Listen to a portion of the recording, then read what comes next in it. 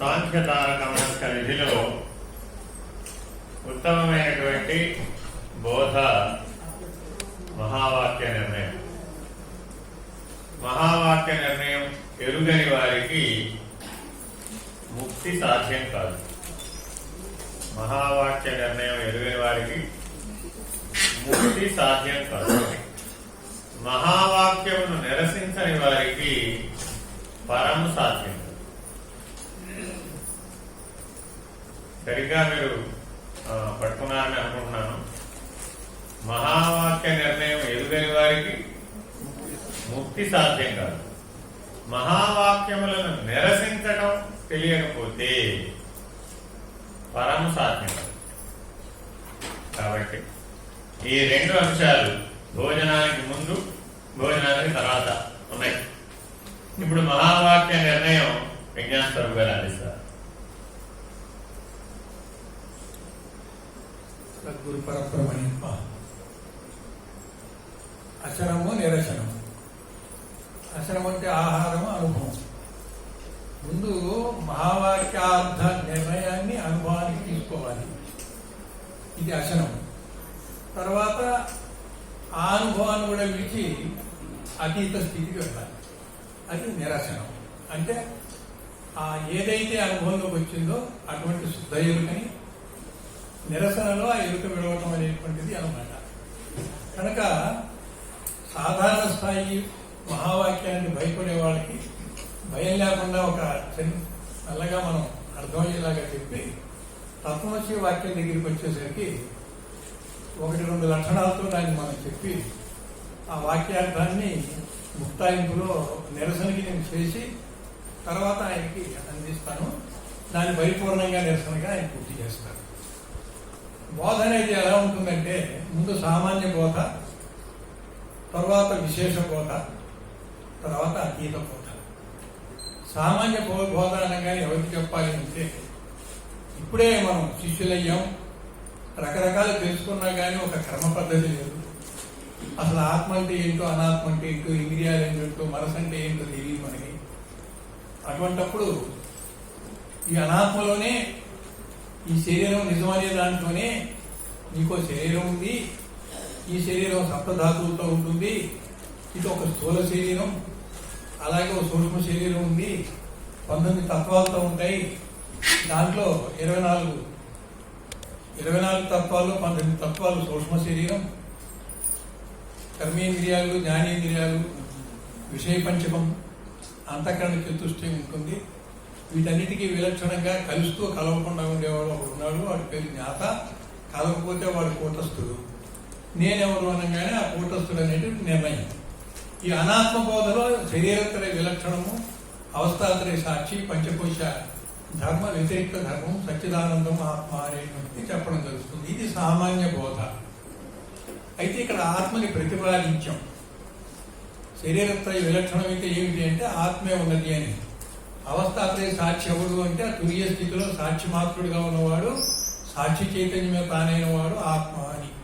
పంచకోశ ధర్మాలు ఎట్లయితే అజ్ఞానంలో ఆవరణగా ఉన్నాయో, శరీరం నేనని, మన ప్రాణం నేనని, మనోవ్యాపారం నాదని, బుద్ధి నిర్ణయాలు, చదువు, తెలివి అంతా నేననుకునేటువంటిది ఏదో, దీనికోసం సుఖమే కావాలి, ఆనందమే కావాలి, బాధలొద్దు అనేసి ఎక్కడైతే జరుగుతుందో అటువంటి ఆనందమయ కోశం కూడా అజ్ఞానంలోనే ఉంది.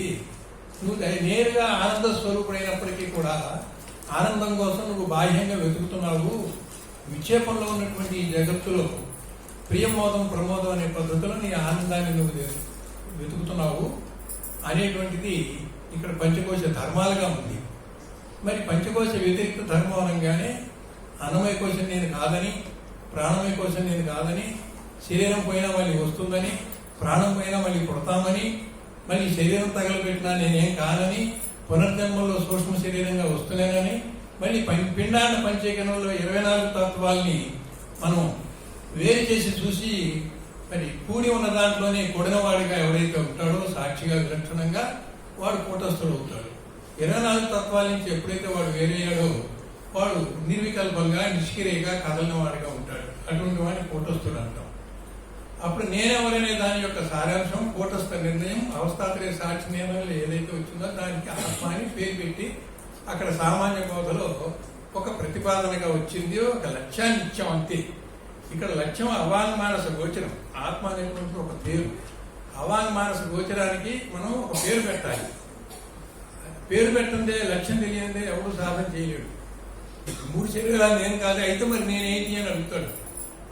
3 అవస్థలు నీకు లేవంటే అవస్థలు ఎప్పుడు అవస్థలో మునిగేవాడు అవస్థలేని స్థితి ఎలా ఉంటుందని అడుగుతాడు. అందుకని దానికి పేరు పెట్టాం.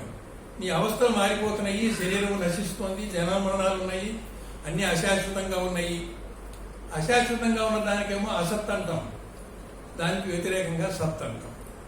అబ్బాయి నువ్వు చచ్చి పుట్టేవాడివి, నీకు బాధలు ఉన్నాయి, అవి ఉన్నాయి, ఇవి ఉన్నాయి, ఇవన్నీ అడిగితే నాకు శాశ్వత ఆనందం కావాలి, చావకూడదు పుట్టకూడదు అన్నావు. అయితే చావకుండా పుట్టకుండా ఉండేది సత్పదార్థం అని ఆ రకంగా సత్తు ప్రతిపాదించాం. ఈ రకంగా మళ్ళీ అమృత జడ దుఃఖములు ఈ అనాత్మలో ఉన్నాయి. ఈ సామాన్య బోధలో వీటి గురించి చెప్పాం, కానీ పై సంగతి మనం వివరించకుండా ఒక లక్ష్యంగా చెప్తాం. లక్ష్యాన్ని నిర్ణయించాలి కదా ఇప్పుడు మరి. కాబట్టి అబద్ధానికి అసత్తుకి వ్యతిరేకంగా సత్తని, జడానికి వ్యతిరేకంగా చిత్తని, అందరూ దుఃఖపడుతున్నారు, బాధపడుతున్నారు అనే దాంట్లో ఉన్నారు కాబట్టి శాశ్వత ఆనందం కోరుకుంటున్నారు కనుక ఆ దుఃఖానికి వ్యతిరేకం ఆనందం. కనుక సచ్చిత్ ఆనందం అనేది ఆత్మలక్షణంగా పెట్టాం. ఇక్కడ లక్షణం అనేది గుర్తుపెట్టుకోవాలి మనం. ఎందుకంటే అది స్వానుభవంలో తెలుస్తుంది. ఆత్మ సచ్చిదానందం ఎట్లయిందో మనకి తెలియదు. ఆ లక్షణాన్ని పెట్టుకొని ఆ లక్షణాన్ని లక్ష్యంగా పెట్టుకొని అక్కడ మన ఉద్దేశం ఏంటంటే ఈ శరీరాల 3 నేను కాదని నువ్వు విడుదల పొందాలి. విడుదల పొందటం కోసం నీకు ఆ సచ్చిదానందం అనే లక్షణాన్ని ఇచ్చాను నేను. దాన్ని లక్ష్యంగా పెట్టుకోమని చెప్పాం. అలాగే 3 అవస్థలు తిరుగుతున్న వాడికి మరి దుఃఖం వచ్చింది కాబట్టి అవస్థారత సాక్షిలో ఆ సాక్షి చైతన్య రూపంలో ఏదైతే నీ స్వానుభవంగా ఉందో అది ఆత్మ, అది చైతన్యము, అది ప్రజ్ఞానము, అదే జ్ఞాత, అన్ని రకాలుగా దాన్ని నిర్ణయించుకుంటూ వచ్చాం. పిండాండ పంచీకరణలో జ్ఞాతే, సాక్షి చైతన్యంలో కూటస్థుడే, ఆత్మ అనేటువంటి పేరుతో శాశ్వతంగా ఉండేవాడే, జడం కానివాడే, నశించిన వాడే, చైతన్య రూపుడే. కేవలం చైతన్య రూపంగా ఉండి నిర్విషయంగా ఉండి మనసు పనిచేయకపోతే వాడికి ఉండే అనుభవం ఏమిటి? ఆ తురి అనుభవంలో ఏముంటుంది? ఇన్నాళ్ళు వాడు దుఃఖపడుతున్నారు కాబట్టి దుఃఖం ఉండదు, ఆనందం అన్న ప్రియంబోధం ప్రమోదంతో వాడు పోతున్నాడు కాబట్టి నువ్వు పోవక్కర్లేదు, నువ్వే ఆనందమే నీ అనుభవంలోకి వస్తుందన్న. అక్కడ అనుభవంలోకి వస్తుందన్నావు, నువ్వే ఆనంద రూపుడని అప్పుడే చెప్పట్లే. ఒకడు అట్లాగే చెప్పినట్టుగా ఓ శిష్యురాలు సాధన చేసింది. అన్ని విడుదలయ్యామండి, అంతా వేరకంగా ఉంది, నేను ఏది పట్టించుకోవట్లేదు, నాకు ఆనందం లేదు. నేను చెప్పాను, ఈ సచ్చిదానందం లక్షణమేనమ్మా, ఇది విడుదలవడం కోసం ప్రతిపాదనగా చెప్పిందేనో, ఆనందం ఉంటుందని ఎవరు చెప్పారు నీకు? ఇక్కడి నుంచి ఏం చేయాలి? సామాన్య బోధ అయిపోయాక విశేష బోధకు వెళ్తాం. విశేష బోధలో బ్రహ్మని ప్రతిపాదన చేశాం. ఇక్కడేమో మనం ఆత్మ గురించి చెప్పాం. ఇక్కడ ఆత్మ గురించి చెప్పి బ్రహ్మని ప్రతిపాదన చేశాం. ఆత్మకి బ్రహ్మకి ఏమిటి తేడా? పిండాండంలో నీ దేహ యొక్క విచారణలో, నీ అనుభవాల విచారణలో, నీ అవస్థల విచారణలో, వ్యష్టిలో ఏదైతే ఆత్మని పేరు పెట్టామో అదే ఆత్మ అందరిలో ఉంది, సకల జీవరాశుల్లో ఉంది, అణోరణీయానిగా ఉంది, అంతటా అంతర్యామిగా ఉంది. అలాగా విశ్వవ్యాప్తంగా బ్రహ్మాండ వ్యాప్తంగా ఏదైతే ఉన్నదో దానికి బ్రహ్మాండం. బ్రహ్మ లక్షణాలు ఏమిటి? అది కూడా సచ్చిదానందమే. ఘటాకాశంలో ఉన్న ఆకాశము, ఇక్కడ ఖాళీగా ఉన్న దాంట్లో 20 గదులతో ఇల్లు కట్టా, సత్రం, దాని మఠం. కట్టక ముందు ఏ ఆకాశం ఉందో కట్టిన తర్వాత సత్రం అనే పేరుతో, ఏదైతే మఠం అనే పేరుతో పెట్టానో ఆ మఠంలో ఉన్న 20 గదుల్లో ఉన్న ఖాళీ కూడా మఠాకాశం. ఆకాశం అఖండంగానే అవిభాజ్యంగానే ఉంది. ఘటం రాగానే ఒక బెలూన్ గాలంతా, ఒక కుండెడు మట్టి అంతా, ఓ కుండలో ఉన్న పంచదారంతా, మొత్తం పంచదార బస్తాలో ఓ డబ్బాడు పంచదార తీసినట్టుగా ఏమన్నా వచ్చిందా ఆకాశము? అవి పదార్థాలు కాబట్టి దాంట్లో కొంత తీసేస్తే ఇది అవుతుంది, ఇది కలిపితే అది పెరుగుతుంది. మరి ఆకాశం అనేటువంటి పదార్థం కాదు కదా, అది అవకాశం ఇచ్చేటువంటి ఒక ఖాళీ కదా. ఖాళీలు 2 ఖాళీలు 3 ఖాళీలు ఎక్కడ ఉంటాయి? మహాకాశం అంటే అంతా ఒకటే ఖాళీ. దాంట్లోనే నిన్న అనుకున్నాం, దాంట్లోనే కొండలు ఉన్నాయి, దాంట్లోనే సర్వము ఉన్నది. ఆ సర్వము ఉన్న దాంట్లో కూడా ఈ ఆకాశం అనేటువంటిది ఈ పంచభూతాల్లో కనుక చూసేట్లయితే పృథ్వీ కంటే సూక్ష్మమైనది జలము, జలము కంటే సూక్ష్మమైనది అగ్ని, అగ్ని కంటే సూక్ష్మమైనది వాయువు, వాయువు కంటే సూక్ష్మమైనది ఆకాశం, సూక్ష్మాతి సూక్ష్మమైనటువంటిది ఆత్మ. కనుక ఆకాశమే ఇలాగ అన్నింటిలో వ్యాపకం అయిపోయింది. కుండ లోపల వెలుపల కాకుండా కుండతో నీ కనబడకుండా ఉండే రంధ్రాల్లో కూడా అదే ఉంది. ఒక నీళ్ళతో తడిపితే కూడా వేసవి కాలంలో కొత్త కుండ కొంటే అది చమ్మిస్తుంది లోపల నీళ్ళు బయటికి. అంటే రంధ్రాలు ఉన్నాయి. మరి నీళ్లు పట్టే రంధ్రం కంటే కూడా ఆకాశం ఇంకా సూక్ష్మంగా ఉండి అంతకంటే చిన్న రంధ్రంలో కూడా వ్యాపిస్తుంది కదా. ఆకాశంలోనే కొండ ఉన్నది కానీ కొండలో ఆకాశం లేదు. ఇంకా పైగా చూస్తే కొండ మిథ్య అనుకోండి, లోపల వెలుపల ఉంది. అసలు కొండ ఉందనుకుంటే సామాన్య బోధలో కొండ ఉందని చెబుతున్నాను నేను. విశేష బోధలో కొండకి ఆకాశానికి కనెక్షన్ పెడుతున్నాను.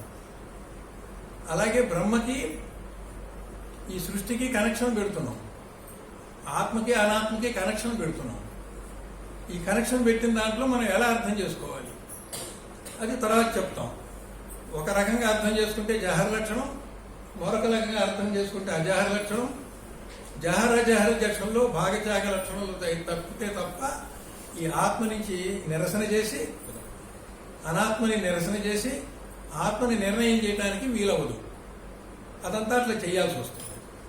మనం ఇప్పుడు ఉన్న స్థాయి నుంచి ఉన్నత స్థాయికి వెళ్ళాలి అంటే పూర్తిగా అనాత్మ భావంలో ఉండి భ్రాంతిలో ఉండి ఇదే సత్యం అనుకునే వాడికి ఒకేసారి సత్య వస్తువు డంప్ చేసి ఇదంతా లేదు అంటే వాడు ఒప్పుకుంటాడా, అవుతాడా?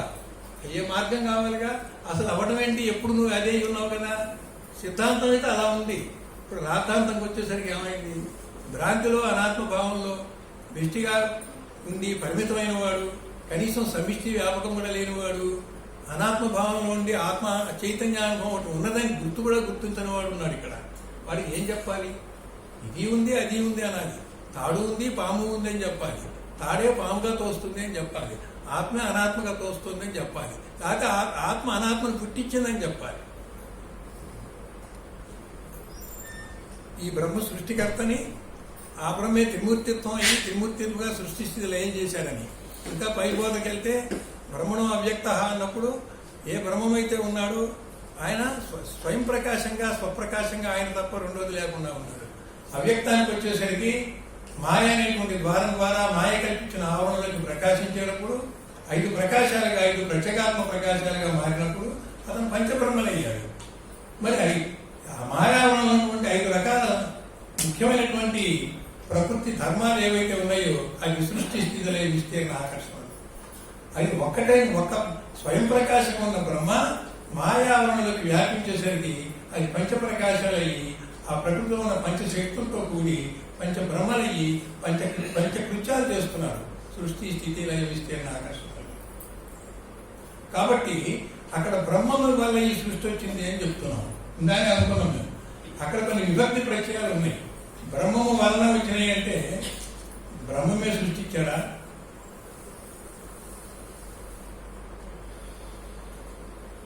బ్రహ్మమందు బయలందు ఎరుకతో వచ్చింది అన్నాం. అప్పుడు బయలుగా ఉండగా అందులో ఎరుక లేకనే ఉన్నట్టు తోచింది. బయలు ఎరుకను పుట్టించిందా? అట్లాగే అందున్నను ఆ రకమైనటువంటి విభక్తి ప్రత్యయాలతో మనం దీన్ని సరిగ్గా అర్థం చేసుకున్నట్లయితే బ్రహ్మగానే ఉన్నాడు. బ్రహ్మను ఆశ్రయించినటువంటి ఒక మాయ, ఇంకా దాని వివరాలు పైకి తర్వాత చూద్దాం. ఆశ్రయించినటువంటి మాయ తమోగుణంతో ఒక ఆవరణ సృష్టించి ఆ బ్రహ్మ యొక్క ప్రకాశాన్ని తన ఆవరణలో లాక్కుంటే ఆ మాయలో ఉన్న 3 గుణాల్లో ఒక సత్వగుణము ఈ ప్రకాశంతో కలిసి శుద్ధ సత్వం ప్రకాశమైంది. ఈ శుద్ధ సత్వ ప్రకాశాన్ని మనం వేదాంతంలో శుక్ల బిందువు అన్నాం. ఎప్పుడైతే ఇది శుక్ల బిందువు అయిందో ఆ విమర్శాంశ రక్త బిందువుగా మారి శుక్ల బిందువు యొక్క ప్రకాశము రక్త బిందువు మీద పడి అది ప్రతిఫలించి ప్రకాశించి రక్తబిందు ప్రకాశము శుక్లబిందు ప్రకాశము పరస్పర ప్రకాశాలు పరస్పర ఈక్షణగా మారి ఆ ఈక్షణలో ఈ సృష్టి జరిగింది. కాబట్టి బ్రహ్మ సృష్టి కారణమా? బ్రహ్మ యొక్క మాయాలలో ప్రకాశించినటువంటి కొందరు ఛాయ అంటారు, కొందరు ప్రతిఫలించిన ప్రకాశం అంటారు, ప్రతిబింబ ప్రకాశం అంటారు. సృష్టికి ప్రతిబింబ ప్రకాశం కారణమైంది కానీ బ్రహ్మ కారణం కాల. అది కూడా మాయావరణం అయింది కానీ మాయా నిరావరణ ఎందుకు కాల. మాయావరణం అయింది అనగానే అక్కడ ఏముంది? మాయ లేని మాయ. మాయావరణంలో జరిగినవన్నీ జరగనే లేదు. అప్పటికి నిర్గుణ బ్రహ్మకి ఏం దోషం వచ్చింది? ఆయన సృష్టికి మూలమే కాదు. అందుకని ఇక్కడ వలన అని వాడుతున్నాం, కారణంగా చెప్తున్నాం కానీ కారణం కాదు. అసలు స్వయం ప్రకాశంలో ఒక ప్రకాశం లేకపోతే మాయలో ఆ ప్రకాశం మాత్రం ఎక్కడొచ్చింది? అసలు స్వయం ప్రకాశంలో ఒక ప్రకాశం ఉంది, మాయ ఒక ఆవరణ క్రియేట్ చేసింది. ఆవరణగా స్వయం ప్రకాశ బ్రహ్మ యొక్క ఛాయను ప్రతిబింబ ఛాయను తీసుకొని తనలోకి లాక్కుంది. తనలోకి లాక్కొని అక్కడ తాను శుక్ల రక్త బిందువులుగా మారి శివశక్త్యాత్మగా మారి సృష్టి జరిగింది. ఇందాక చెప్తున్నారు కామేశ్వరుడు అని. మరి ఈ రజోగుణంగా ఉన్నటువంటి రక్త బిందువే ఆ శుక్ల బిందుకి సంకల్పాన్ని కలిగించి ఆయన కామేశ్వరుని చేసింది. ఆయన కామేశ్వరుడు అయ్యాడా అని చూస్తే ఆ కామ సంకల్పం అమ్మవారే అయింది. మళ్ళీ అప్పటికైనా నిర్గుణుడే. ఈమె పోయి సంకల్పరూపంలో ఆయన తెలిపి ఆయన కామేశ్వరుడు అని పేరు పెట్టి కామేశ్వరుడు లోపల ఏదైతే ఉన్నదో ఆయన సంకల్పాన్ని ఈమె నెరవేర్చింది. మళ్ళీ మాయాకార్యం చేసింది తప్ప బ్రహ్మమే కదలలేదు. అసలు నిర్ణయం అయితే అట్లా ఉంది. ఈ అవ్యక్తంలో పంచబ్రహ్మ ప్రకాశాలు వచ్చింది. ఈ పంచబ్రహ్మ ప్రకాశాల్లో నుంచి ఒక శక్తి పుట్టింది. అది ఆ శక్తి విశ్వప్రాణ శక్తి. ఎప్పుడైతే 5 ప్రకాశాలతో వచ్చిందో 5 రకాల శక్తులు వచ్చింది. 5 రకాల శక్తులతో కూడి అది మహత్తు. ఈ అవ్యక్త ప్రకాశము మహత్తులో ఉన్న ప్రాణశక్తి కూడి ఒక అహంకారం పుట్టింది. ఆ అహంకారం మహత్తు నుంచి పుట్టడం వల్ల అప్పుడే పుట్టినటువంటి బిడ్డకి ఒక అభిమానం కలుగుతుంది. సృష్టి ఇంకా లేదు, ఎవరి మీద కలుగుతుంది? తల్లి మీదే కలుగుతుంది. మహత్తే మాతృక. కాబట్టి మహత్తు నుంచి వచ్చిన అహంకారం, దాని అహంకారంలో ఉన్నటువంటి అభిమానం అనేటువంటి లక్షణం ఏదైతే ఉందో మహత్తును అభిమానించింది కాబట్టి మహాఅహంకారం. అది అట్లా ఉంటుంది. ఈ విషయం తర్వాత చెప్తాం. ఇక్కడ లక్షణం అని చెప్పాం. ఏంటది? సచ్చిదానంద లక్షణం. ఇది ప్రతిపాదన. ఇది అమృత జడదుఃఖాల నుంచి విడుదల పొందటం కోసం దాని వ్యతిరేకార్థంలో సచ్చిత్త ఆనందం అనేటువంటి ఒక పదాన్ని, ఒక లక్షణాన్ని కల్పించి మీకు లక్ష్యాన్ని చూపించాం. ఇది ఎలా ఉంటుందంటే, ఒక గుర్రం నడవట్లేదు, దానికి పచ్చిగడ్డి ఉంటే కానీ నడవదు. దానికి పచ్చిగడ్డి వేసుకుంటే అది సవారీ చేయదు. సవారీ చేయాలంటే పచ్చిగడ్డి కావాలి. ఆ గుర్రం మీద వాడు ఎక్కి కూర్చున్నాడు. ఒక కర్ర చివర చిన్న పచ్చిగడ్డి మోపు పెట్టాడు. దాని కళ్ళ కనబడేట్టుగా జాన దూరంలో మోపు పెట్టి కర్ర పట్టు కూర్చున్నాడు. ఆ జాన దూరంలో ఉన్న పచ్చిగడ్డిని అందుకోవడానికి అది కదిలింది. దాంతోపాటు గుర్రం మీద ఉన్నవాడు కూడా కదులుతున్నాడు. దాంతోపాటు కర్ర అదే డిస్టెన్స్ లో ఉంది. ఎంత కదిలినా ఆ జాన దూరం దానికి ఉంది. ఆ జాన దూరం అందుకోవడం కోసం గుర్రం వెళ్ళింది. పచ్చిగడ్డి గుర్రం కదిలింది కానీ పచ్చిగడ్డి దొరికిన దానికి గమ్యం చేయలేక పచ్చిగడ్డి పడేశాడు. అది తిన్నాడు. ఈ సచ్చిదానంద లక్షణం అటువంటిది. అది ఉందని చెప్తామా లేదని చెప్తామా? ప్రతిపాదన. వేరే దాని నుంచి విడుదలవడానికి ప్రతిపాదన. ఈ ఉపోద్ఘాతం ఎందుకంటే ప్రజ్ఞానం బ్రహ్మ దగ్గరికి దాని లక్షణ వాక్యం అన్నాం. ఇక మహావాక్యాల దగ్గరికి వచ్చేసరికి మొట్టమొదట బ్రహ్మ గురించి, ఆత్మ గురించి, మోక్షం గురించి వాటికి సంబంధించినటువంటి వాక్యాలన్నీ కూడా వేదాల్లో మహావాక్యాలు అంటారు. అక్కడ ధర్మార్థ కామ మోక్షాలని 4లో మోక్షం అనే దానికి సంబంధించి ఈ మహావాక్యాలు ఉంటాయి. మిగతావన్నీ కూడా నిషిద్ధ కర్మలని, వైదిక కర్మలని, కామిక కర్మలని రకరకాలుగా మన జీవించే విధానంలో ఏవైతే అన్ని కావాలో, ఈ సృష్టికి సంబంధించినంత ఏదైతే కావాలో ఇవన్నీ కూడా ఆ వేదాల్లో ఏదైతే సూచిస్తుందో అవి మామూలు వాక్యాలు. మోక్షం కోసం బ్రహ్మ విషయం, ఆత్మ విషయం చెప్పేవి మహావాక్యాలు. మహావాక్యాలు చాలా ఉన్నాయి. అందులో కలియుగంలో మానవులకి ఇవన్నీ నేర్చుకుని ఓపిక లేదు. అందుకని 4 వేదాల్లో నుంచి 4 ముఖ్యమైన వాక్యాలు తీసుకున్నారు. ఎందుకని ముఖ్యమైన తీసుకున్నారంటే బుద్ధి పరిధిలో ప్రజ్ఞాన బ్రహ్మానుభవం పొందడానికి, నేను పరిధిలో అహం బ్రహ్మాస్మ అనుభవం పొందడానికి, ఆత్మకి పిండాండంలో ఏదైతే ఆత్మ ఉందో అదే లక్షణాలతోటి సర్వవ్యాపంగా బ్రహ్మం ఏదైతే ఉందో ఈ ఆత్మ బ్రహ్మ రెండు ఒకటేనటువంటి అర్థంతో తత్వంశ వాక్యాన్ని చెప్పడానికి, ముగింపులోకి వచ్చేసరికి బ్రహ్మ సత్యం జగత్ మిథ్య అనే దాంతో అదే ఉన్నదని అయమాత్మ బ్రహ్మ చెప్పడానికి కేవలం ఈ 4 వాక్యాలు సరిపోతాయని చెప్పేసి మనం ఎంచుకున్నాం. దాంట్లో మనం ముందు ఎక్కడి నుంచి రావాలి, ఈ వరుసలోనే వస్తాం. మహావాక్యాలు చాలా రకాలుగా అయమాత్మ బ్రహ్మ ముందు చెప్పేవాళ్ళు ఉన్నారు. అయితే బోధ కోసం మాత్రం ముందు ప్రజ్ఞాన బ్రహ్మ చెప్తాం. ఎందుకంటే బుద్ధిని దాటాలి. బుద్ధిని దాటిన తర్వాత అహం బ్రహ్మ, అహం అనేది వదిలిన తర్వాత అయమాత్మ బ్రహ్మ, అహంని వదిలించుకోవడం కోసం తత్వమసి వాక్యం. ఈ పద్ధతిలో మనం చెప్పుకుందాం. ఇప్పుడు ప్రజ్ఞాన బ్రహ్మ. ప్రజ్ఞ అంటే ఏమిటి? జ్ఞానం అంటే తెలివని చెప్పారు. అంటే ప్రకర్షియతే ఇది ప్రజ్ఞ. ఏ జ్ఞానం అయితే ప్రకటించబడుతుందో ఒక ఉపాధి ద్వారా, ఒక మీడియం ద్వారా ప్రకటించబడ్డప్పుడు ప్రజ్ఞగానే ఉంది, ప్రకట రూపంలో వేరేగా ఉంది. అది ప్రజ్ఞ. మూలంలో అది తెలుసుకునే తెలివిగా ఉంది, బాహ్యంగా ఏది తెలుసుకుందో ఆ విషయం ఉంది అక్కడ. అందుకే పెద్దలు ఏం చెప్తారంటే చక్షురాది ఇంద్రియముల ద్వారా శబ్దాది విషయంలో ఏదైతే తెలుసుకుంటుందో ఆ తెలుసుకునే తెలివి పేరే ప్రజ్ఞ అని చెప్పాడు. అంటే ఇక్కడ నీ మనసులోకి వచ్చి నీ మనసులో ఉన్న విషయాసక్తి మేరకు అక్కడ వచ్చేటువంటి నీ ప్రేరణకి, అప్పుడు వచ్చే నీ చిత్తవృత్తులు బట్టి నీ మనసు ద్వారా, నీ పంచ జ్ఞానేంద్రియాల ద్వారా వ్యాపించి ఎక్కడైతే దూరంగా ఉన్న శబ్దస్పర్శ రూపరసగంధాలు నీకు అవసరమో అక్కడ దాకా వాడిని గ్రహించి, దేని మీద నీకు ప్రియమోదం ప్రమోదం ఉందో అక్కడ దాకా వ్యాపించి ఆ విషయ జ్ఞానాన్ని పొంది మళ్ళీ వెనక్కి లాక్కొని మళ్ళీ మనసుకి అందింపజేసుకొని మనసుకు అందించింది నువ్వు కోరింది, నీ కోరింది వచ్చిందా లేదా, నువ్వు అనుకుంది కరెక్టే కాదా అనేది బుద్ధి నిర్ణయానికి మళ్ళీ బుద్ధి దగ్గరికి వెళ్ళిపోతుంది. అసలు ఆత్మ అనేటువంటిది బుద్ధిలో ప్రజ్ఞగా మారిందనేది మనం తెలుసుకోవాలి. అయితే మనకి ప్రజ్ఞానుభవం లేదే, అదే వచ్చింది ఇక్కడ. మనం మనసుగా ఉన్నాం, విషయాలతో ఉన్నాం, బంధాయ విషయాసక్తం అనే పద్ధతిలో ఉన్నాం. ప్రజ్ఞానానుభవం ఎందుకు వస్తుంది? నీ కన్ను అన్నీ చూస్తుంది కానీ కన్నును చూసుకోదు.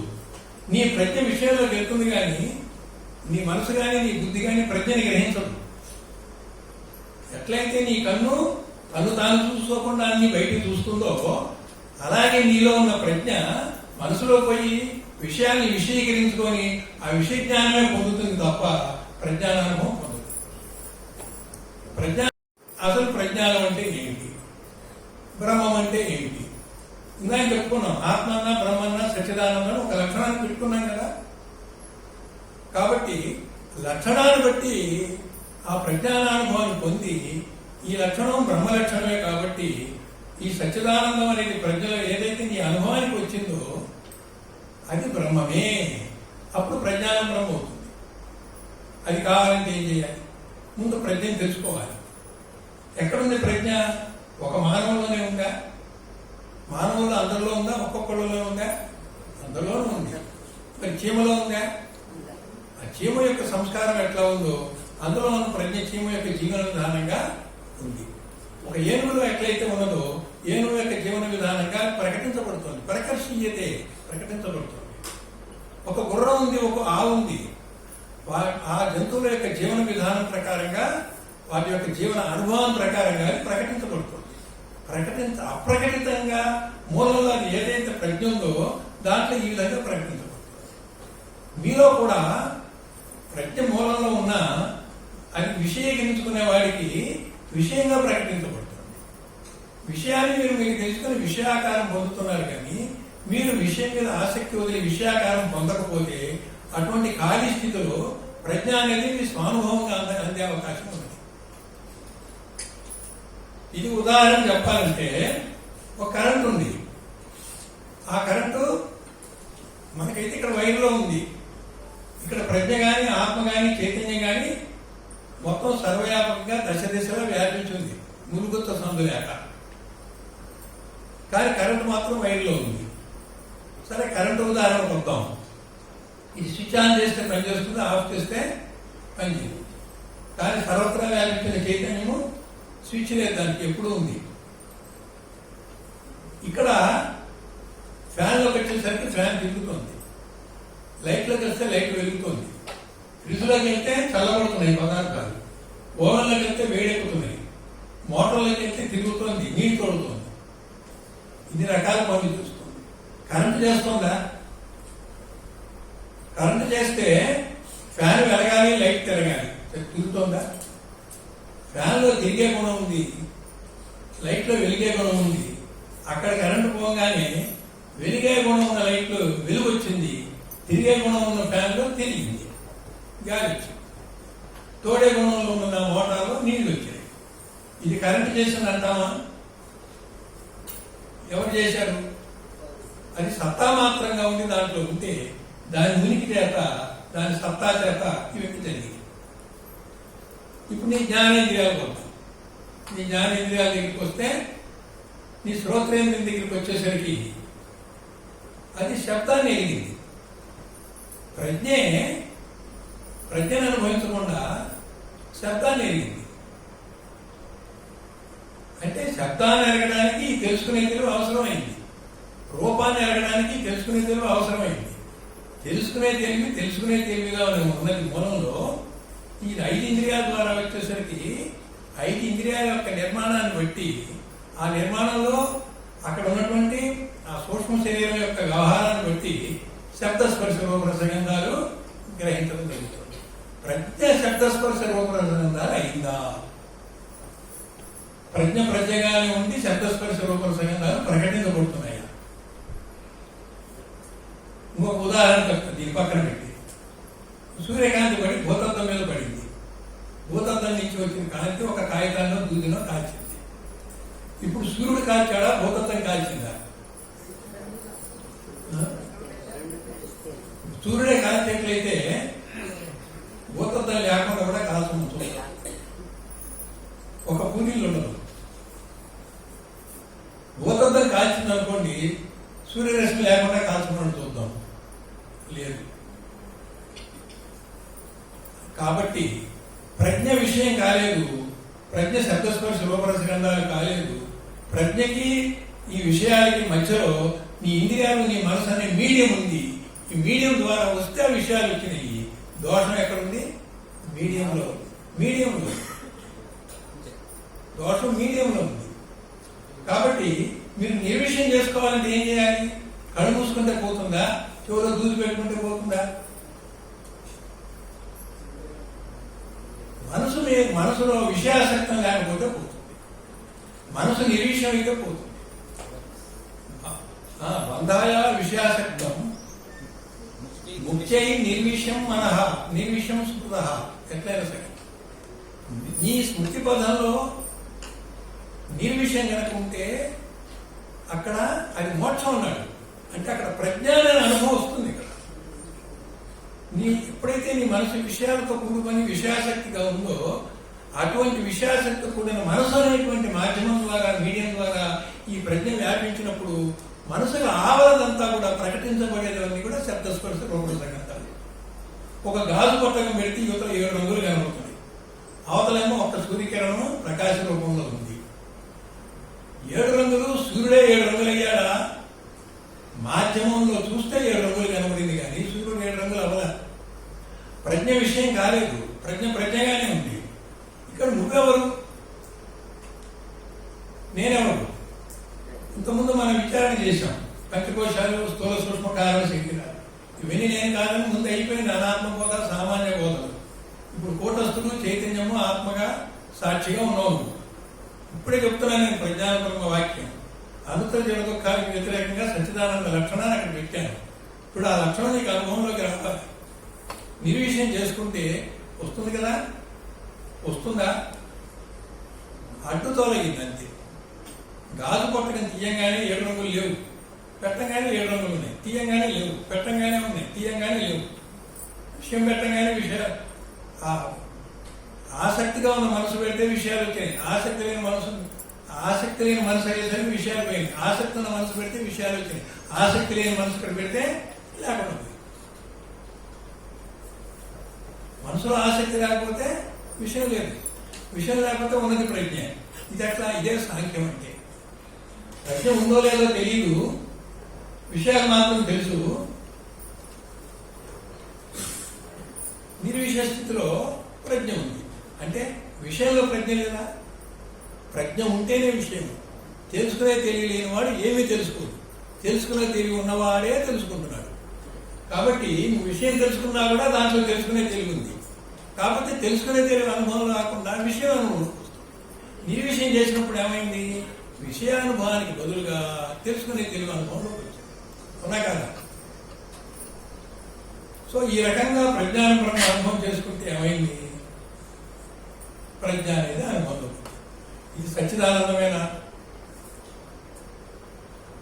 అవస్థలు మారుతున్నాయి, విషయాలు మారుతున్నాయి, విషయానుభవాలు మారుతున్నాయి. చిన్నప్పుడు చూసావు, విషయానుభవం లేదు, ప్రజ్ఞ ఉంది. యవనంలో చూసావు, విషయానుభవం లేదు, ప్రజ్ఞ ఉంది. వృద్ధాప్యంలో చూసావు, విషయం లేదు, ప్రజ్ఞ ఉంది. చీమలో చూసావు, చీమల జీవన విధానం తీసేశాం, అక్కడ ప్రజ్ఞ ఉంది. ఏనుగుల జీవన విధానం తీసేశాం, వాటి యొక్క జీవన అనుభవాన్ని తీసేశాం. తీస్తే ఏమైంది? అక్కడ విని తీసేయడం అంటే వాచ్యార్థంగా తీసేయడం.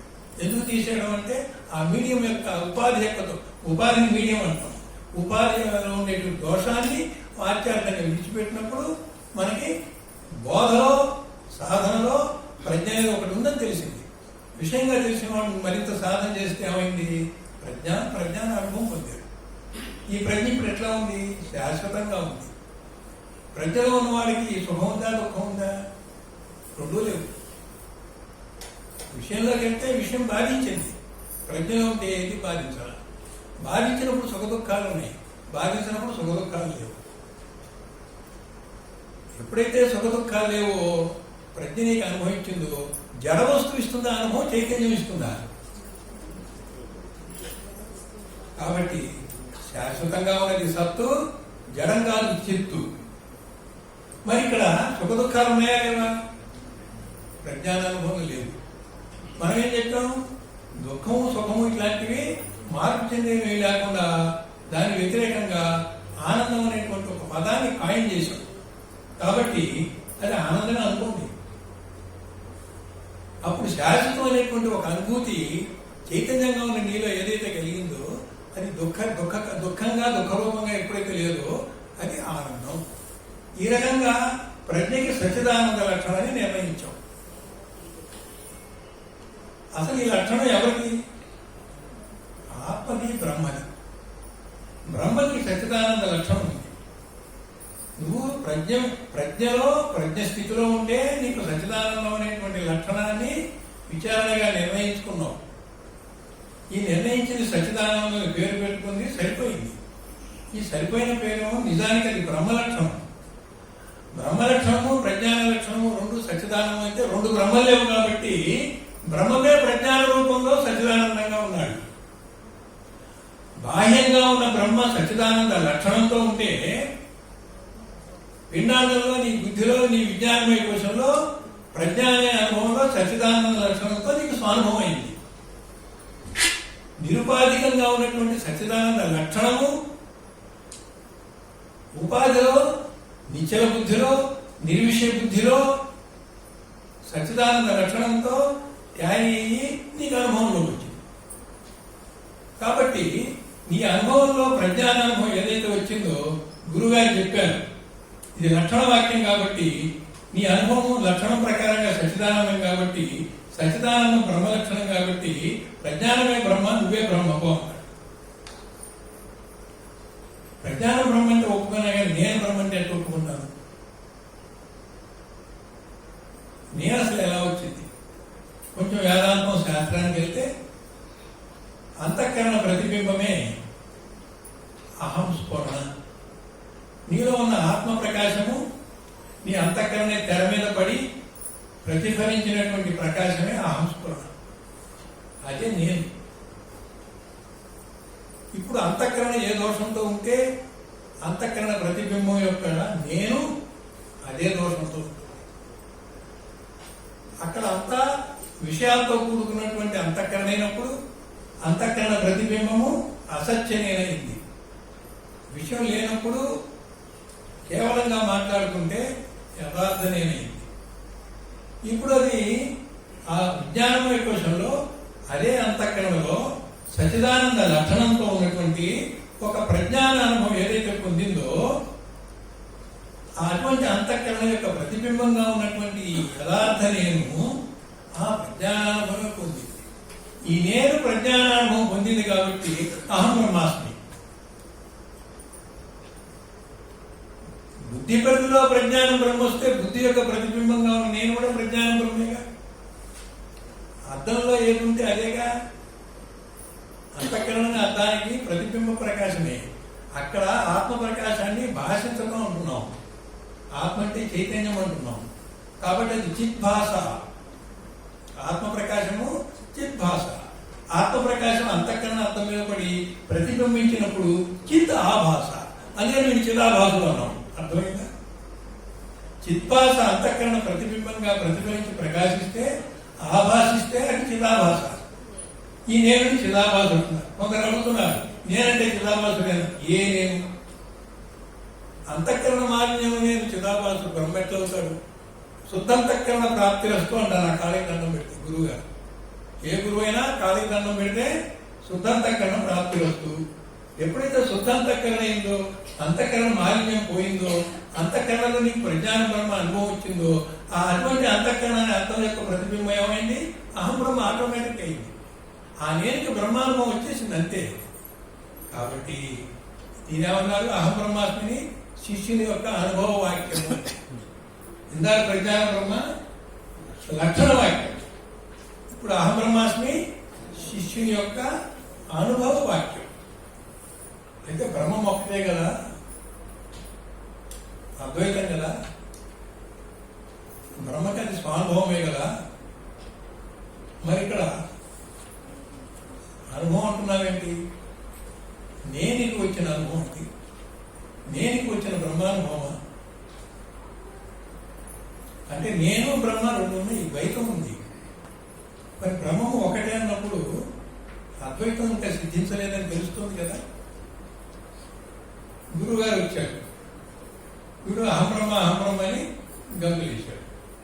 గంతులేస్తే ఏ అహం బ్రహ్మ అయిందిరా? ఏ అహంకి బ్రహ్మానుభవం వచ్చింది నీకు? అసలు అహం ఎప్పుడు ఉంది, ఎప్పుడు లేదు? అసలు అహం సత్తా అసత్తా? అహము చైతన్యమా ప్రాకృతమా అని అడిగాడు. అహం ప్రాకృతం, ప్రకృతి సంబంధం. బింబ ప్రకాశం చైతన్యం అయితే ప్రతిబింబ ప్రకాశాన్ని కూడా ప్రాకృతమే. అది సృష్టిలో మాయా ప్రతిబింబమైనా ప్రాకృతమే. నీ అంతఃకరణలో అవిద్యాదోషం ఉన్నటువంటి ప్రతిబింబం కూడా ప్రాకృతమే. ఇది అవిద్యాదోషంతో ఉన్న ప్రతిబింబము అహం ప్రాకృతం. మరి ప్రతిబింబ లక్షణం ఎక్కడ పోయింది దానికి? బింబమే సత్యము, అధిష్టాన ప్రకాశమే సత్యమైనప్పుడు ప్రతిబింబం నిజస్థిత్వం కాదు. అనుభవించిన వారి నిజమే, కానీ అది నిజస్థిత్వం కాదు. బింబ ప్రకాశంలో ఏ అనుభవం ఉందో అది నిజ అస్తిత్వం. నిజస్థిత్వమే అధిష్టాన ప్రకాశమే స్వానుభవిక అద్వైత సిద్ధి. కానీ ప్రతిబింబ ప్రకాశంతో చిదాభాసులకు వచ్చినటువంటి ద్వైతంలో వచ్చి అహం పోకుండా ఉంది, ఇంకా అనుభవ రూపంలో ఉంది, ద్వైత రూపంలో ఉంది. నేను బ్రహ్మనంటే చెల్లుబాటు అవుతుందా? ఒకవేళ చెల్లుబాటు అయింది అనుకోండి, అసలు నేను సచ్చిదానందాన్ని కల్పించాను మొర్రు అంటుంది. ఇది పోయేనేనా ఉండేనేనా? పోయేనేను. పోయేనేను అజ్ఞానంలో పోయినా పోయేనేనే. అహం బ్రహ్మ అనే నేను కూడా పోయేనేనే. ఇంత కష్టపడి అహం బ్రహ్మ అంటే ఆ నేను పోతే ఇంక దిక్కేమి? ఇంత కష్టపడి అహం బ్రహ్మ తర్వాత ఈ నేను పోతే దిక్కేమిటిందండి? నేను పోయినా నువ్వు ఉన్నావు. నువ్వు అంటే ఇక్కడ సత్శిష్యుడు, సాధకుడు. నేను అనకుండా ఉండే శిష్యుడు అన్నమాట. ఇక్కడ శిష్యుని నేనని వేరు చేస్తున్నాం. పొద్దున చెప్పారు పురుషుడు అని. మన ఓంకారానికి గారు పురుషుడు అనే శబ్దం వాడారు. ఇక్కడ పురుషుడు ఉన్నాడు. పురుషుడు అహంస్ఫురణతో ఉన్నాడు. అహంస్ఫురణ అయితే కూడా పురుషుడు ఉంటాడు. వాడు పోయేవాడేం కాదు. కాబట్టి ఈ పురుషుడికి అహం పోగొట్టాలి. అందుకని ఏ అహం బ్రహ్మయ్యాడు అనే ప్రశ్న వేశారన్నమాట. ప్రాకృతమైన దానికి బ్రహ్మానుభవం ఏంటి? కాదుగా. ఒకవేళ నిజమైన కల్పిత లక్షణంగా ఉన్నది నీకు లక్ష్యంగా వచ్చే అనుభవం వచ్చింది. నిజంగా బ్రహ్మానుభవం అయిందా? అది అవాంగ్మానస గోచరము అనిర్వచనీయం. కాబట్టి మీకు ఒక ప్రయాణానికి ఒక లక్ష్యము, ఒక గురి కావాలి. కాబట్టి అనంత జడ దుఃఖాలకు వ్యతిరేకంగా ఒక అర్థాన్ని కల్పించి సచ్చిదానందం అనేది ఒక లక్షణవాక్యంగా, ఒక లక్షణంగా, ఒక లక్ష్యంగా నీకు ఇస్తే ఆ గుర్రం మట్టి గడ్డికి పోయినట్టుగా నువ్వు పోతే ఆ గడ్డి అందాలేదు, నువ్వు మాత్రం పోయావు. అందిందంటే తప్పు.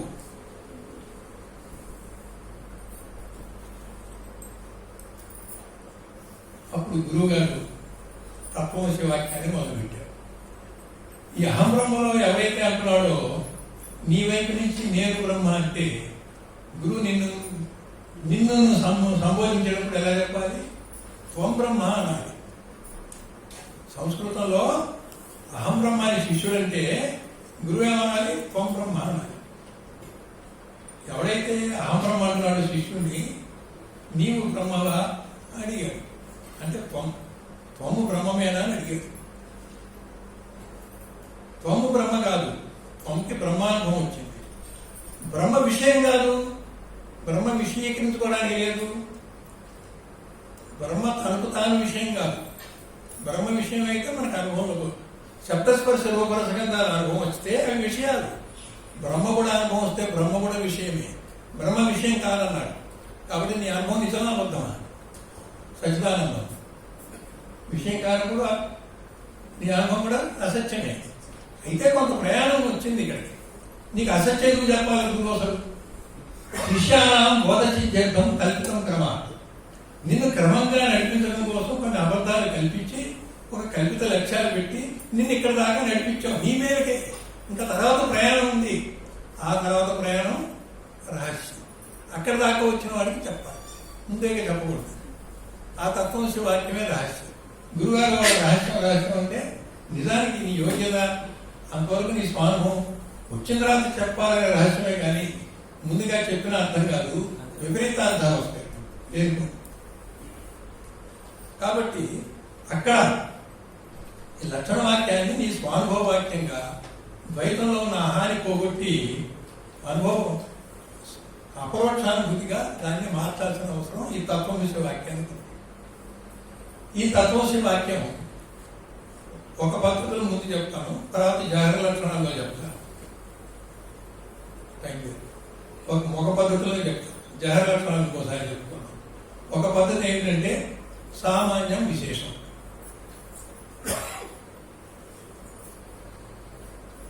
అంతటా ఉన్నది సామాన్యం, ప్రత్యేకంగా ఒక చోట ఉన్నది విశేషం. అంతటా ఉన్నది సామాన్యం, ప్రత్యేకంగా ఒక చోట. నీ మనసు ఏదైనా కల్పించుకుంటే ఆ జ్ఞానం విశేష జ్ఞానం తాత్కాలికంగా ఉంటుంది. కల్పించుకున్నది నువ్వు కల్పించుకోకుండా బోధక కూర్చుంటే ఎప్పుడు ఏదైతే ఉన్నదో అది సామాన్యం. ఈ ప్రజ్ఞాన బ్రహ్మలో ఏదైతే బ్రహ్మ యొక్క లక్షణంగా ఉందో అది సామాన్యం. విషయాలకు ఎప్పుడైతే వెళ్ళావో ఈ ప్రజ్ఞే ఆ విషయానికి ఆధారంగా ఉంది. ఆధారమైన విషయం మనకు కనబడకుండా ఏదైతే ప్రకటించుకుందో విషయం మాత్రం మన అనుభవంలోకి వచ్చిందనమాట. ఎలాగైతే ఆ సూత్రంలో పూసలన్నీ గుచ్చితే ఆ దారం కనబడకుండా పూసలు మాత్రమే కనబడుతోందో అట్లా ప్రజ్ఞ ఉన్నది. పూసలు అనేది విషయాలు, అందులో రంగురంగులవి, చిన్నవి, పెద్దవి, విలువ తక్కువ, విలువ ఎక్కువైనా ఉండొచ్చు. అన్నిటినీ కలిపినటువంటి సూత్రము ఆ ప్రజ్ఞ. కనుక సూత్రం కనబడదు కానీ సూత్రం ఉంటేనే ఇవన్నీ ఉన్నాయి. సూత్రం లేకపోతే ఇవన్నీ కలిసి ఉండడానికి వీల్లేదు. అంటే ప్రకటించిన రూపంలో అప్రకటిత రూపం అనిశ్చితంగా ఉంటుంది. అనిశ్చితమైన స్వరూపం నీవై ఉన్నావు.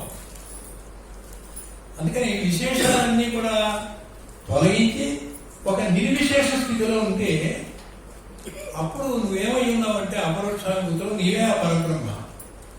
అందుకనే పరబ్రహ్మని నిర్విశేషం అంటున్నావు. విశేష సామాన్యాన్ని విశేష సామాన్య అధికరణాన్ని, అధిష్టాన ప్రకాశాన్ని, బింబ ప్రకాశాన్ని సామాన్యంగా అంగీకరించి ఉపాధి దోషంతో ప్రకటించబడ్డవన్నీ విశేషంగా నిర్ణయించి, ఒకవేళ నీకు ఆ దోషాలు ఉన్నప్పటికీ ఇది ఉపాధి దోషమే సుమా అని నువ్వు అనుకొని, ఒకవేళ పాము కనపడుతున్నా ఇది ఉపాధి దోషంతో పాముగా భ్రమగా కనపడుతుందని నువ్వు అనుకోవాల్సినటువంటి అవసరం ఉంది. పాముగా కనపడుతున్నది, ఎండమావిలో జలంగా కనపడుతున్నది, ఇది లేనిది, ఇది భ్రాంతి అని నువ్వు అనుకోవాలి. అప్పుడు విశేషం నిర్విశేషం ఎప్పుడైతే అయిందో, సామాన్యం ఎప్పుడు ఉండేది ఉంది, సామాన్యం కొత్తగా వచ్చేది కాదు. అటువంటి సామాన్యమే ఇవాళ సచ్చిదానంద లక్షణంతో ఏదైతే ఉందో అది. ఇప్పుడు అద్వైతం వచ్చేసరికి ఏమైంది, నిర్విశేషం ఎప్పుడైతే అయిందో, విశేషాలు ఎప్పుడైతే పోయినాయో, ద్వైతం అహం అహం అనేటువంటిది ఎప్పుడైతే అది కూడా లేకుండా పోయిందో, ఆ సహజ నిర్వికల్ప సమాధిలో ఈ సచ్చిదానంద లక్షణాన్ని ఎవరైతే వాడు అందాక తాత్కాలికంగా తటస్థ లక్షణంగా ఉన్న సచ్చిదానందాన్ని అట్టి పెట్టుకున్నాడు, అహం పోయేసరికి వాడికి ఏ అనుభవం అయితే వచ్చిందో అది సచ్చిదానం తెలియదు, కానీ అది అపరోక్ష అనుభూతి. అక్కడ లక్షణవాక్యంగా చేసిన దాన్ని, అందుకే దానికి తటస్థ లక్షణము ఇంటర్మీడియట్ అని చెప్తాం. ఎప్పుడైతే అది అపరోక్షానుభూతిగా ఈ లక్షణం ద్వారా ఒక గైడెన్స్ పెట్టుకుని వెళ్ళిపోయిన తర్వాత నిజమైనటువంటి అనుభవం ఎప్పుడైతే వచ్చిందో అది అవాంగ్మానస గోచరము, అనిర్వచనీయము, అది నీవే అయ్యున్నావు. అది నీవే అయ్యున్నావు అన్నప్పుడు తత్ అంటే ఇక్కడ ఒక మాట చెప్పి ముగిస్తాం. తత్ అంటే అది, ఇది అది అంటున్నామండి. 2 పాయింట్లు తీసుకోండి. ఇది అంటే దగ్గరలోకి, అది అంటే దూరంలోకి. అంటే నీ అనుభవానికి దూరంగా ఉంది కాబట్టి అది అన్నాం. రెండో అర్థం, వాడు పురుషుడు కాదు, స్త్రీ కాదు, అటువంటి దాన్ని అది అంటాం. యశాంతం నాది మధ్యం నైకర్జనం నామ గోత్రం నా సూత్రం నో జాతి నైవవర్ణం నా భవతి పురుషం నో నపుంసం నచ స్త్రీ అన్నారు. కాబట్టి దానికి తత్వని అదేని పేరు పెట్టాం. అంతేగాని అది తత్వ కాదు. ఎప్పుడైతే అపరోక్షానుభవంలో నేను పోయి, నేను పోవాలా, అహం స్ఫురణ పోయి నీవు నామమాత్రంగా ఒక గుర్తుగా ఒక లింగంగా మిగిలిపోతే, ఒక సంజ్ఞగా మిగిలితే, ఆ సంజ్ఞ యొక్క స్వానుభవం ఏంటంటే పరబ్రహ్మానుభవం. ఇక్కడ అద్వైతం సిద్ధించింది. నేను కాస్త నేననే పేరు పోయి స్వాగా మారింది. అహం అనే స్ఫురణ పోగానే అహమే స్వాగా మారింది. అక్కడ అపరోక్షానుభూతిలో ఏ అనుభవం అయితే వచ్చిందో, అంతకుముందు మనం ప్రతిపాదించిన తటస్థ లక్షణంలో సచ్చిదానందం కాస్త సత్యం జ్ఞానం అనంతం బ్రహ్మమైంది. ఈ సత్యం జ్ఞానం అనంతం బ్రహ్మ స్వరూప లక్షణం, అద్వైతంలో నిర్ణయించినటువంటిది. అది అక్కడ మన లక్షణమే అనుకున్నాం. అపరోక్షానుభూతిలో దానికి ఒక పేరు పెట్టాం అంతే. అసలు అనుభవం ఉన్నవాడు ఏంటో వాడు చెప్తాడా? చెప్తే వాడికి చెప్పడానికి ఒక నేను కావాలి, ఒక బుద్ధి కావాలి, ఒక మనసు కావాలి, ఒక వాక్కు కావాలి. ఇది కాదు, ఇది కాదు, ఇది కాదని అన్నీ పోగొట్టుకున్న తర్వాత ప్రజ్ఞాన బ్రహ్మానుభవం పొంది, బుద్ధి పరి దాటిన తర్వాత అహం బ్రహ్మ పొంది, అహం అనే చిదాభాసుని కూడా ఎక్కడ కొడితే నీ అపరోక్షానుభూతిలో ఉన్న సత్యం జ్ఞానం అనంతం బ్రహ్మ చెప్పేవాడెవడు? అది వ్యక్తపరిచేదెవడు? అది ఎలా ప్రకటించబడుతుంది? మీడియం లేదు, ఇంద్రియం లేదు, మనసు లేదు, బుద్ధి లేదు, నేను లేదు, ద్వైతం లేదు. అద్వైతంలో వచ్చిన అనుభవాన్ని ఎలా ప్రకటించబడుతుంది? ఎలా ప్రకటించబడుతుంది? అది ప్రకటించబడదు. అయితే అయమాత్మ బ్రహ్మ అంటే ఏంటి? ఇప్పుడు కాని తత్వం దూరంగా ఏది పెట్టావు? ఈ ఎవరికి పరిణామాన్ని తీసుకొస్తున్న మహావాక్యంలో ఆత్మ కూటస్థుడు సాక్షి, సాక్షి చైతన్య రూపుడు తెస్తున్నాం. అందుకని వాడు ఏమన్నాడు? ఈ ఆత్మయే బ్రహ్మ, అయం ఆత్మ బ్రహ్మ అన్నాడు. ఈ ఆత్మయే బ్రహ్మ అన్నాడు, అయం ఆత్మయే బ్రహ్మ. అంటే ఇది సమాప్తి వాక్యం. తత్వమసేది గురూపదేశ వాక్యం. గురువు చెప్పగానే అవుతుందా? గురువునిష్ట భోజనం తరహాలో గురు యొక్క స్వానుభవము నీలోకి చేరి నువ్వు గురువుతో మమేకమైనప్పుడు, గురువు అనుభవమే నీ అనుభవంగా నీకు సంక్రమించినప్పుడు, ఆ రకంగా నీకు అందుతుంది కాబట్టి అది గురుపదేశ వాక్యం. రెండవది ఉపదేశం అని అర్థం చెప్తే దాదాపు ముగించినట్టే. ఉపదేశం అంటే సమీపం. ఇది సిద్ధ వస్తువు గురువు అందించాడంటావేంటి? గురువు అందించింది సమీపానికే కానీ స్వానుభవం వచ్చేసరికి అది సిద్ధ వస్తువు. కాబట్టి సమీపానికి సిద్ధ వస్తువుకి తేడా ఉంది. సమీపాన్ని మధ్యలో ఒకటి ఎందుకు పెట్టామంటే అది పెట్టకపోతే అది సాధ్య వస్తువు అయిపోతుంది. అయమాత్మ బ్రహ్మ సాధ్య వస్తువు అయిపోతుంది. అక్కడ ఉపాధి పెడితే అది సిద్ధ వస్తువు అయిపోతుంది. కాబట్టి గురువు అందించాడని చెప్పండి, పొందిన తర్వాత పొందడం లేదు, అయి ఉండటమే. దానికి యలరా శ్రీనివాసరావు గారు చెప్తున్నారు, యా ప్రత్యవిజ్ఞాయితే రాహుగ్రస్త దివాకరేందు సదృశో మాయా సమాచ్ఛాదనాత్ తన్మాత్ర కరణోపసమరణతో యోభు సుషుప్తత్వమాన్.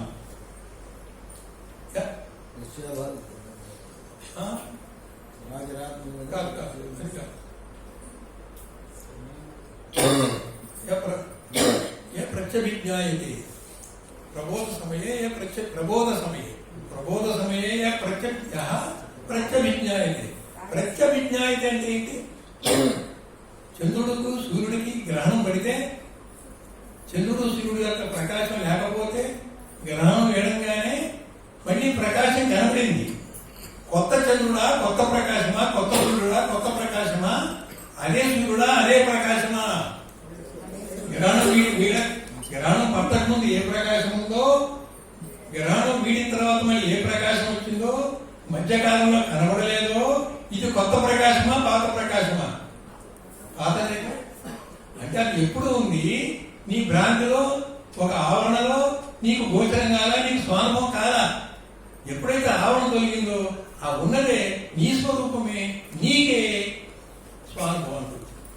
అంటే అభి నీది నీదే, జ్ఞా అనుభవం, అభిజ్ఞా నీది నీకే అనుభవం. ప్రతి మళ్ళీ నీది నీకే అనుభవం వచ్చింది. ఇది అక్కడ అద్వైత నిర్ణయం అనుకుంటుంది. సిద్ధ వస్తువు చెప్పాల్సి వస్తే అలా చెప్పాల్సి వస్తుంది. కనుక ఇది నీ స్వరూపం నీదే అయ్యింది. ఒక మాట చెప్తాయిగా, అహం పోయి స్వాయిందిగా, సత్యం జ్ఞానానంతం బ్రహ్మ స్వరూపం కదా, అది స్వస్వరూపం. అంటే ఇక లక్షణం తీసేసా. అనుభవం వచ్చేదాకా, నీకు బోధించేదాకా సత్యం జ్ఞానానంతం బ్రహ్మ స్వరూప లక్షణం. ఎప్పుడైతే అపరోక్షాన్ని పూర్తయి అద్వైతం సిద్ధించిందో, అయమాత్మ బ్రహ్మ అనే సంపూర్ణ స్థితి వచ్చిందో, అయమాత్మ బ్రహ్మ అయిన వాడు అయమాత్మ బ్రహ్మ అన్నాడు. ఇది బోధ వినేటువంటి శిష్యుల కోసం చెప్పిన మాట. అయమాత్మ బ్రహ్మైన వాడు అయమాత్మ బ్రహ్మ అని అహం బ్రహ్మ అన్నప్పుడు గంతులేసిన వాడు అయమాత్మ బ్రహ్మ కాదా, అయమాత్మ బ్రహ్మ అని గంతులేడు.